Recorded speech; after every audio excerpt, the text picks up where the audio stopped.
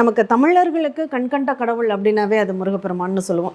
சரி, இந்த முருகப்பெருமானை யாரெல்லாம் கும்பிட்டா அவங்களுக்கு உடனே பலன் கிடைக்கும், யாரெல்லாம் கும்பிட்டா அவங்களுக்கு கஷ்டத்துக்கு அப்புறம் பலன் கிடைக்கும் அப்படிங்கிற ஒரு தியரி இருக்கு. என்னங்க கடவுளை கும்பிட்டா கஷ்டம் கூட வருமா அப்படின்னு கேள்வி நமக்குள்ள இருக்கலாம். ஆனால் உண்மை அது. ஏன்னா சில விஷயங்கள் அந்த தெய்வங்கள் நமக்கு பலன் தருவதற்கு முன்னாடி அங்கே கோயிலுக்கே நம்மளால போக முடியாது. அவ்வளோ சோதனைகள் இருக்கும். நம்ம பத்திரிகையில் பார்த்துருப்போம், நிறைய நியூஸ் பார்த்துருப்போம்.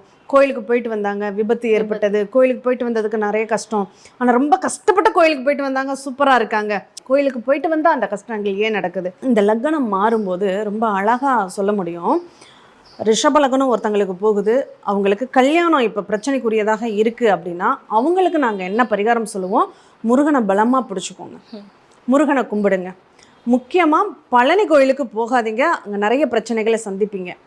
சரி, எங்கே போகலாம் அப்படின்னா நீங்கள் வயலூர் முருகன் கோயிலுக்கு போகலாம்.